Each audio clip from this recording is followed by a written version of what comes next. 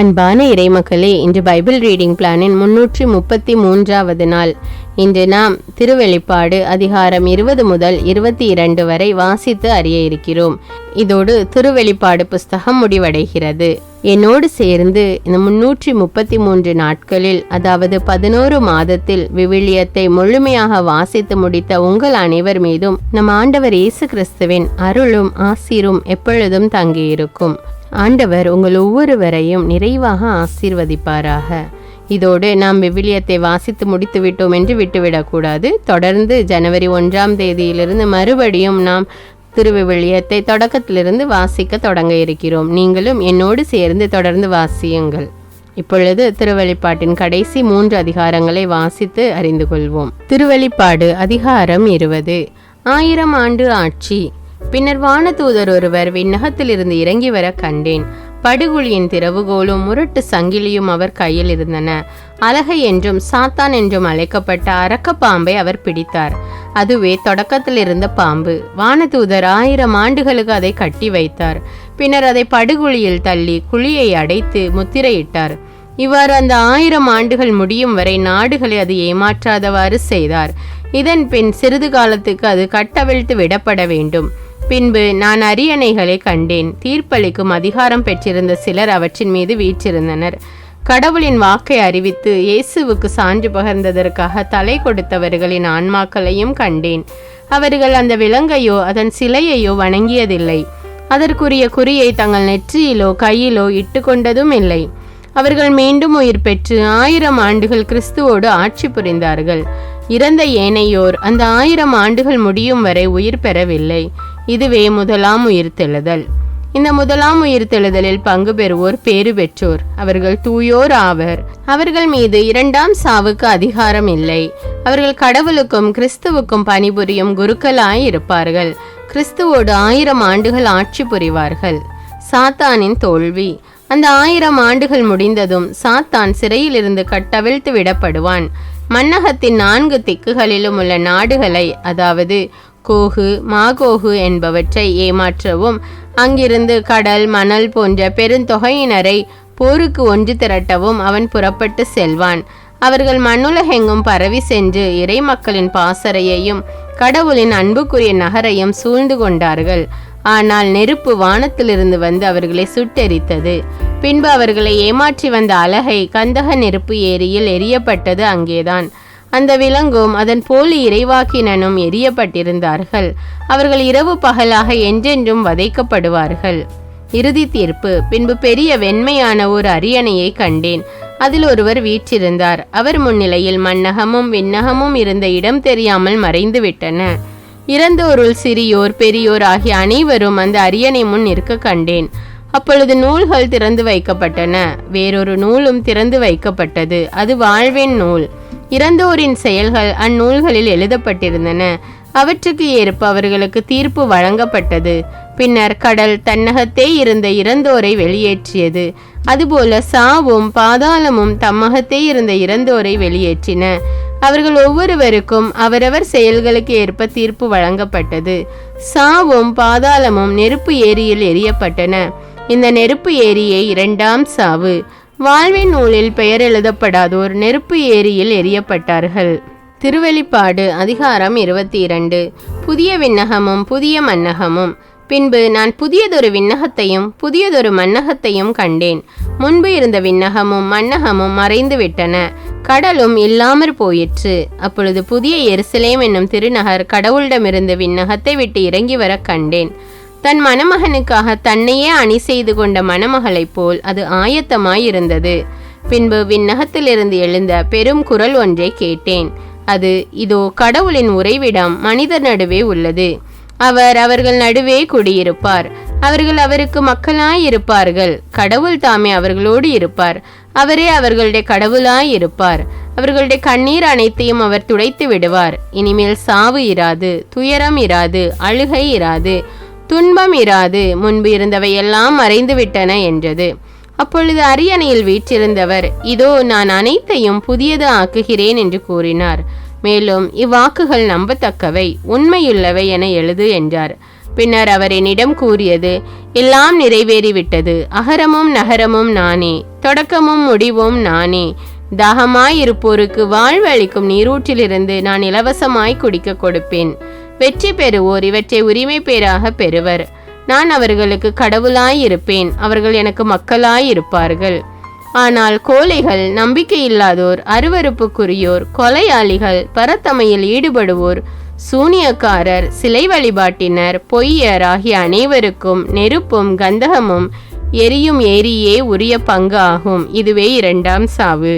புதிய எருசலேம். இறுதியான அந்த 7 வாதைகள் நிறைந்த 7 கிண்ணங்களை கொண்டிருந்த 7 வானதூதர்களுள் ஒருவர் வந்து, வா, ஆட்டுக்குட்டி மணந்து கொண்ட மணமகளை உனக்கு காட்டுவேன் என்று என்னிடம் கூறினார். தூய ஆவி என்னை ஆட்கொள்ளவே அந்த வானதூதர் ஒரு பெரிய உயர்ந்த மலைக்கு என்னை கொண்டு சென்றார். திருநகரான எருசலேம் கடவுளிடமிருந்து விண்ணகத்தை விட்டு இறங்கி வருவதை எனக்கு காட்டினார். அதில் கடவுளின் மாட்சி விளங்கிற்று. விலை உயர்ந்த கல் போன்றும் படிக கல் போன்றும் அதன் ஒளி பளிங்கென துலங்கியது. அதை சுற்றி பெரிய உயர்ந்த மதிலும் அதில் 12 வாயில்களும் இருந்தன. வாயில்களுக்கு பொறுப்பாய் 12 வானதூதர்கள் நின்றார்கள். இஸ்ரேல் மக்களுடைய 12 குலங்களின் பெயர்களும் அவ்வாயில்களில் பொறிக்கப்பட்டிருந்தன. கிழக்கே 3, வடக்கே 3, தெற்கே 3, மேற்கே 3மாக அவை அமைந்திருந்தன. நகரின் மதில் 12 அடிக்கற்களை கொண்டிருந்தது. அவற்றில் ஆட்டுக்குட்டியின் 12 திருத்தூதர்களின் பெயர்களும் எழுதப்பட்டிருந்தன. என்னோடு பேசியவர் நகரையும் அதன் மதிலையும் வாயில்களையும் அளக்கும் பொருட்டு பொன்னால் ஆன ஒரு அளவுகோலை வைத்திருந்தார். அந்நகரம் சதுரமாயிருந்தது. அதன் நீளமும் அகலமும் ஒரே அளவுதான். அவர் அந்த அளவுகோலை கொண்டு நகரை அளந்தார். அதன் அளவு 2400 கிலோமீட்டர். அதன் நீளம், அகலம், உயரம் எல்லாமே ஒரே அளவுதான். பின் அவர் மதிலை அளந்தார். அதன் உயரம் 216 அடி. மனிதரிடையே வழக்கில் இருந்த அளவைகளையே அவரும் பயன்படுத்தினார். அதன் மதில் படிக கற்களால் கட்டப்பட்டிருந்தது. அந்நகரோ தூய்மையான கண்ணாடி போன்ற பசும்பொன்னால் ஆனது. நகர மதிலின் அடிக்கற்கள் விலை உயர்ந்த எல்லாவித கற்களாலும் அணி செய்யப்பட்டிருந்தன. முதலாவது படிகக்கல், 2வது நீலமணி, 3வது பலவண்ண படிகம், 4வது மரகதம், 5வது கோமேதகம், 6வது மாணிக்கம், 7வது பொற்கள், 8வது படிகப்பச்சை, 9வது புட்பராகம், 10வது வைடூரியம், 11வது பதுமராகம், 12வது சுகந்தி. 12 வாயில்களும் 12 முத்துக்களால் ஆனவை. ஒவ்வொரு வாயிலும் ஒவ்வொரு வகையான முத்தால் ஆனது. நகரின் தெரு தெல்ல தெளிவான கண்ணாடி போன்ற பசும்பொன்னால் ஆனது. நகருக்குள் கோவில் காணப்படவில்லை. ஏனெனில் எல்லாம் வல்ல கடவுளாகிய ஆண்டவரும் ஆட்டுக்குட்டியுமே அதன் கோவில். அந்நகருக்கு ஒளி கொடுக்க கதிரவனோ நிலாவோ தேவைப்படவில்லை. கடவுளின் மாட்சியே அதன் ஒளி, ஆட்டுக்குட்டியே அதன் விளக்கு. மக்கள் இனத்தார் அதன் ஒளியில் நடப்பர். மண்ணுலக அரசர்கள் தங்களுக்கு பெருமை சேர்ப்பவற்றை எல்லாம் அங்கு கொண்டு செல்வார்கள்.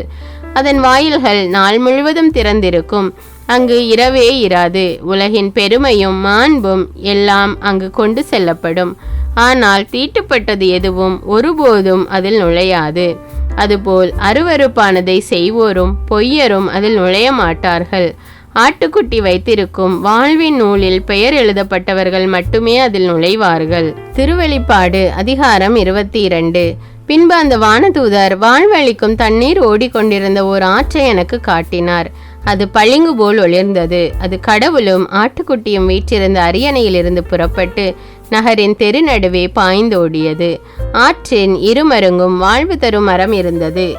மாதத்திற்கு ஒரு முறையாக அது ஆண்டுதோறும் 12 முறை கனி தரும். அதன் இலைகள் மக்களினங்களை குணப்படுத்தக்கூடியவை. சாபத்துக்கு உள்ளானது எதுவும் நகரில் இராது. கடவுளும் ஆட்டுக்குட்டியும் வீற்றிருக்கும் அரியணை அங்கு இருக்கும். கடவுளின் பணியாளர்கள் அவரை வழிபடுவார்கள். அவரது முகத்தை காண்பார்கள். அவரது பெயர் அவர்களுடைய நெற்றியில் எழுதப்பட்டிருக்கும். இனி இரவே இராது. விளக்கின் ஒளியோ கதிரவனின் ஒளியோ அவர்களுக்கு தேவைப்படாது. ஏனெனில் கடவுளாகிய ஆண்டவர் அவர்கள் மீது ஒளி வீசுவார். அவர்கள் என்றென்றும் ஆட்சி புரிவார்கள். கிறிஸ்துவின் வருகை.